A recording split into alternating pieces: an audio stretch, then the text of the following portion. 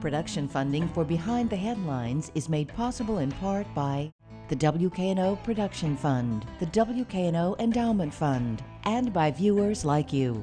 Thank you. Democratic candidate for Governor Jerri Green tonight on Behind the Headlines.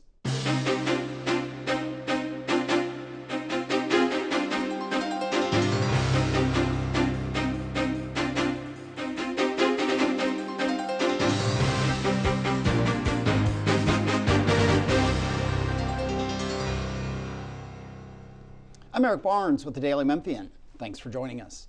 I am joined tonight by Jerri Green. She is the Democratic candidate for governor, as well as a member of City Council and the interim chief public defender. Thanks for being here. Thanks for having me. Along with Bill Dries, reporter with the Daily Memphian.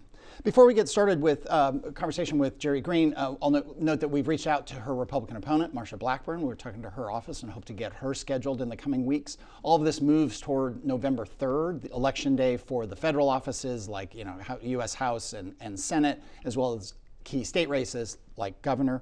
Early voting begins October 14th. We'll try to do one-on-one interviews with all the candidates we can get to. There's no magic or conspiracy to the order in which we get them. It's just scheduling the candidates' availability. I think we have Justin Pearson's schedule. We're talking to Brent Taylor's office, et cetera, et cetera. And so we'll just get those done as we go forward. But Jerri Green, again, thanks for being here. I guess congratulations on winning the Democratic nomination. How do you? What is the big? You toured the state a lot. As part of the primary. What were the issues that you heard the most from voters, and were they different? I mean, stereotypically, people talk about the issues being very different among cities and rural area, white people, black people. What did you hear that was common, and what did you hear that was different as you toured the state? Really, everything was pretty much the same. I think it would shock people. They are worried about affordability. Gas is up, groceries are up, wages are not. And they're worried about the future, especially for their children. So they want good investment in their public schools. They want affordable housing and living wages. And there was also a running theme of a fear of the fall of democracy. You know, I feel like every election we say this is the most important election of your lifetime, but a lot of people are really saying that back to me. And they understand that we're on the front lines of something really important here in Tennessee, and so they're energized to fight back. Is it, the state is dominated by the governor, state Senate, state House, Republican supermajorities, has been that way for quite a while now. Is it possible for a Democrat to win statewide? Marsha Blackburn has a big multi-million-dollar war chest that she's, can deploy to win this seat. You're going into it with some hundreds of thousands of dollars. I don't know where you are right now, and you can correct me if I'm wrong. How do you do that with the name recognition, the Republican dominance, and the huge war chest, the huge amount more money that she has and will likely have, it seems like, unless something changes in the next 90 days? Well, I think Tennessee is more of a non-voting state and a very gerrymandered state. We've had politicians that have been rigging the maps just like they did here in Memphis for very long, and so people feel like they have nothing to vote for. The great news is you can't gerrymander a statewide race. And we have had, even though I'm not a spring chicken, in my lifetime, a Democratic governor and Democratic senators. That means the votes are there.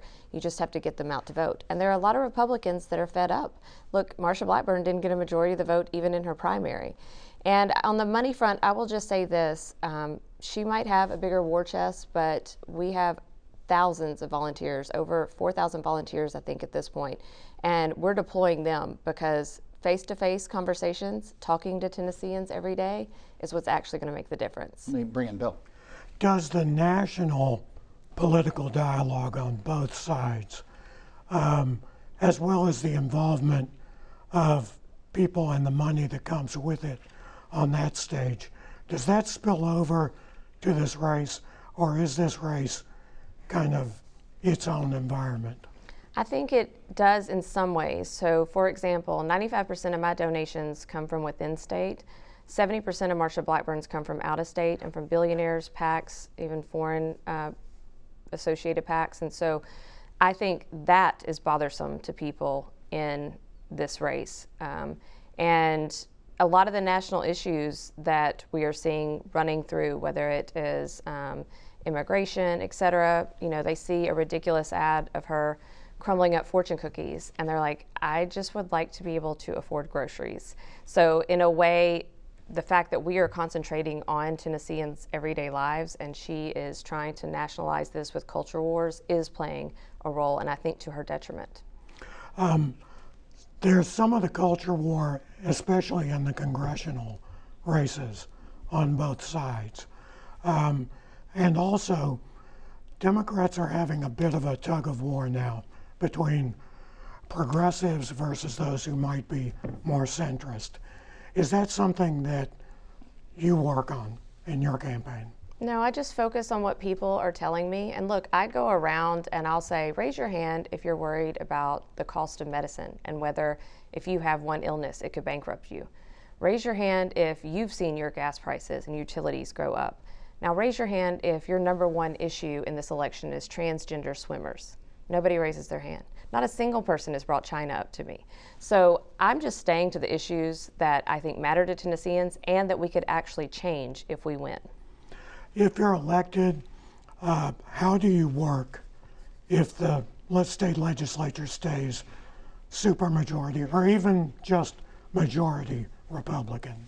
Well, I think Governor Beshear, right north of us, is a great example. You know, people would say that's a solid red state. Mitch McConnell, Rand Paul's solid red Kentucky, and he's a Democratic governor, and he governs well. They find the issues that you can work on together, jobs, roads, etc., and the ones that you can't, you don't. Look, we have a lot of power in the governor's office. You just haven't seen it used. There's power of appointments, so putting somebody at the Department of Health that believes in science, so we're not getting sick from eating lettuce. Putting someone at the Department of Education who spent time in the classroom, I think is important. We also can issue executive orders saying, doctors, you can practice medicine without fear that your license is going to be taken away if you're trying to save a woman's life. And there is so much common ground. 2 Republicans proposed legalizing marijuana last year. We will be able to work together on a lot of issues. Where we can't, we won't. And I'll stand up and fight for what I believe in.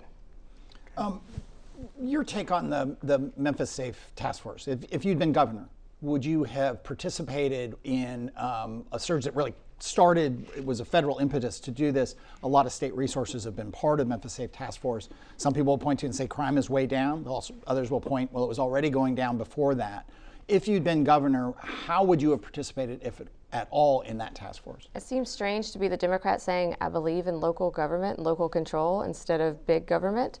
But I also think that sending National Guard troops is unconstitutional under our state and our federal constitution. I have a Georgetown law degree. I've been practicing law for many years, and a federal judge has agreed with me while it's on appeal. So no, I would not be doing things that I think are unconstitutional, and I don't believe soldiers belong on our streets. To your point, crime was already at a 20-plus year low. It's like coming in at the end of a group project and taking credit for the last little bit. We were already on this trajectory, and it wasn't because of more force on the ground. It's because we invested in our police force and in mental health supports and in youth job programs and in blight remediation. It was a whole package that we've been working on for years. Is there a role, though? I mean, there have been task force that have involved U.S. Marshals, state, TBI. There have been, kind of flooding the zone of the highways where highway patrol would be here. Are those, if you were governor, would you want those kinds of efforts to continue? Well, I was just talking to the Highway Patrol that now is part of my entourage, as you said. And I was saying the one thing that I have enjoyed is not being run over by cars with drive-out tags on the highway. Yes, I think there is a role for law enforcement to do law enforcement, but to have people who are trained as soldiers on our streets that have murdered a citizen here in broad daylight, I think is wrong. And so that is not something I would have sent in. Guns. I mean, the polls have showed that certainly within the Memphis area, people want, you call it common sense gun laws. There's not widespread support for taking everyone's guns, but they find it, by and large, it's strange that the widespread availability of guns and no permitting. What as governor would you do about guns? What changes would you try to make? Well, look, I am a gun owner. I got my first gun when I was 9 years old. My dad took me hunting. I had a .22, and I still have a gun. So I believe in the Second Amendment. I just believe with that right comes responsibilities. And just like if I have a license with my car or, I wear a seatbelt, there are regulations that I think make that car safer. So I think there are things we can put in, and I would work across aisles to do that. My free gun lock by mail program here has been really successful. We haven't taken away anybody's gun, but we have seen a 25% reduction in guns stolen out of cars and a nearly identical reduction in our violent crime rate. And Le Bonheur has cut their children who have been injured by guns laying around in half. We can institute that statewide. Bill. The Republican narrative has been that Memphis and Shelby County need state government oversight. Is that the case? No, they need state resources. I think about our level 1 trauma center that serves all of West Tennessee and some other states too. It's where our firefighters go if they're burned. It's where our police officers go if they're shot. It's where our most sick preemies go. And yet we can't get state funding to help rebuild it. So I think we need more resources, not more oversight. It's not as though the people of Memphis here, as you mentioned, don't know how to help end violence, but we don't have the resources to tackle it, and we need the state to stop passing laws that harm us more than help us. The plan for Regional 1 has included a partnership in the ownership with University of Tennessee Health Science Center. Would that be the same kind of arrangement you would favor? Absolutely, because over 90% of the doctors that stay in Tennessee are ones that were trained at Region 1, and they get trained by the best and they see the hardest cases. So yes, we want to continue that partnership of training those doctors, but we also need to take the Medicaid expansion money so we can reopen our rural hospitals and make healthcare more accessible and more affordable so they don't have to be air flighted into Region 1 when they need that care. The state takeover board for Memphis Shelby County Schools is appointed. It's on hold by court order while that is litigated. If you're elected governor and the takeover board is back on, what do you do with it? Eliminate it. The voters get to pick who's on that school board, not the governor. There's no accountability the other way. And it's just authoritarian dictatorship to come in and say, I know who would govern you best, and I know what they should be doing, and they will only be answerable to me. I believe in democracy. I believe in the voters. I trust them. And, you know, we saw it when everything was happening with Dr. Fagans. The community had a place to go and to vent their frustrations, right? Where should they go now with the state-appointed board? To the governor's mansion? That's not possible. So I believe that we should go back to exactly what our charter says, and that is a school board that is elected by the people.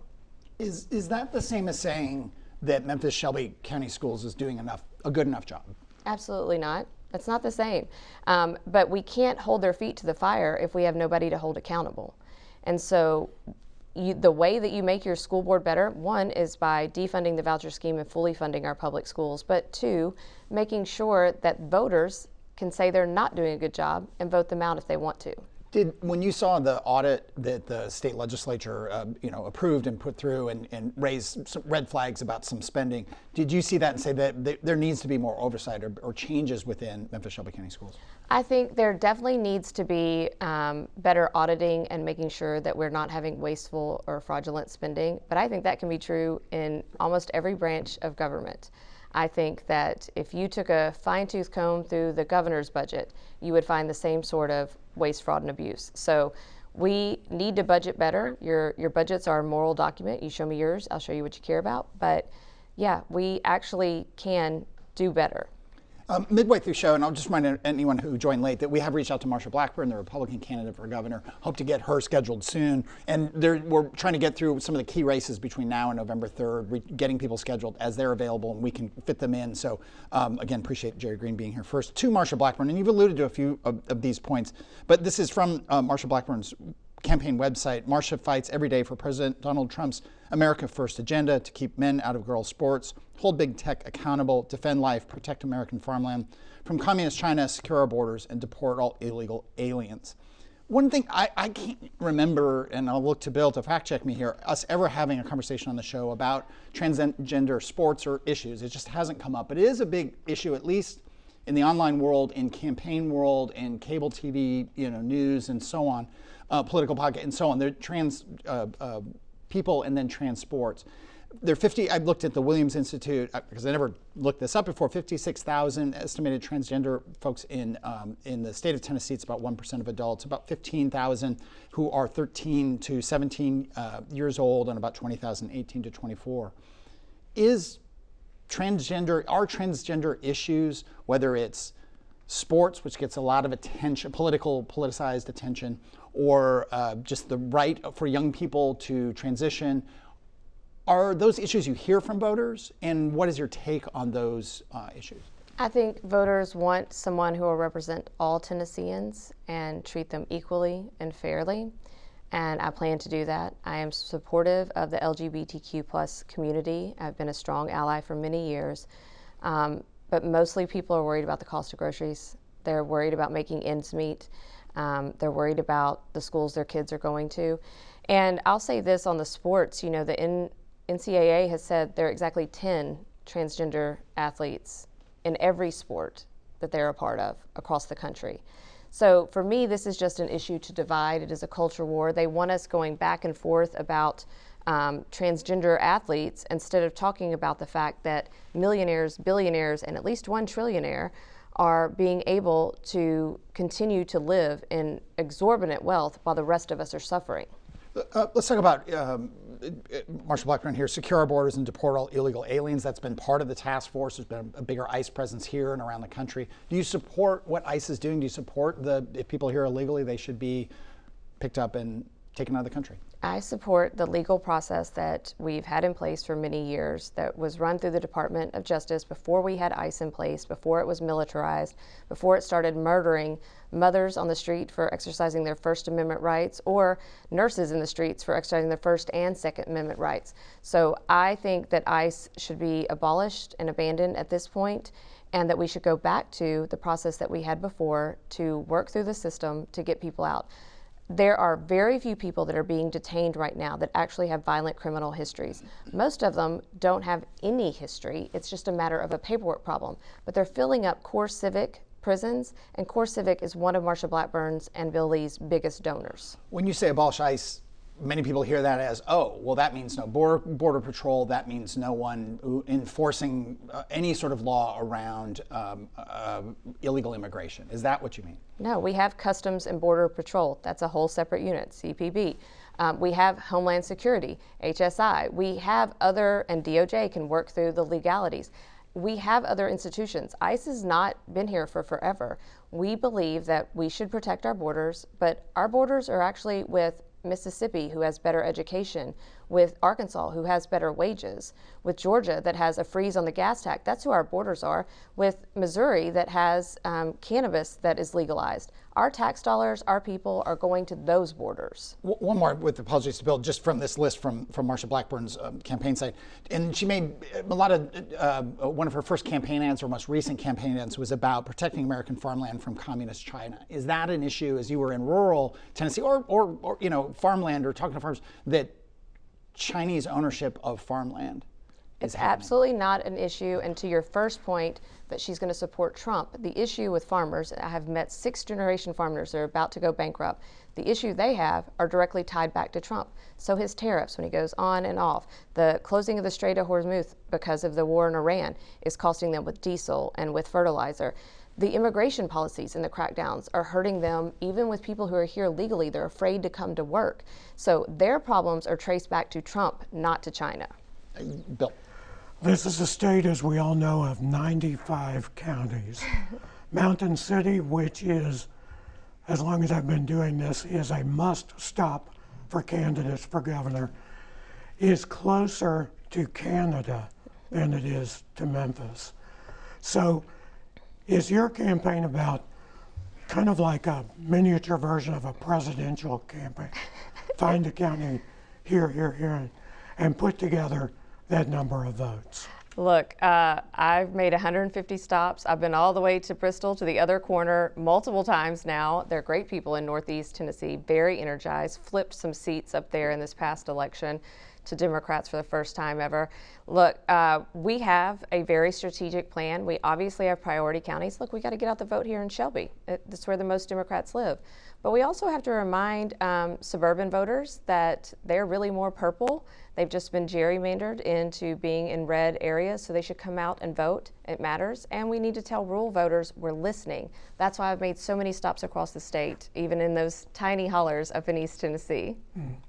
What did you see in the county by county results in your primary? in those rural counties that surprised you and also kind of confirmed what you just said? So I think in my race, what we saw was a unified party that is backing my campaign in a strong manner and ready to get to work. What surprised me was some of the things I saw on the other side of the aisle, like Marsha Blackburn not winning her home county in Williamson. Those are the kinds of things that I think are canaries in the coal mine that are going to help us in November. Look, I should have also mentioned David Hatley is an independent candidate on the ballot. Am I right about that? I'm right about that, right? And a Knoxville businessman. There's several independent. There's 11. He is probably he's got maybe the most noise with $6 million. Do you look at that and any of the other independent candidates and feel like you have to compete against them as well? No, we haven't had an independent win a statewide office in Tennessee for over a century. Look across the country, there's not independent governors. It is incredibly hard as an independent, and I think whether it is Hatley or any others, they'll likely pull from Marsha Blackburn. We've already seen her own party doesn't support her in the majority. So I'm not worried about that. I'm worried about turning out Democrats. Like I said, we have the votes here. If people want to come to vote for Jerri Green, even if they've never voted for a Democrat before, we're happy to have them because I plan to represent all Tennesseans.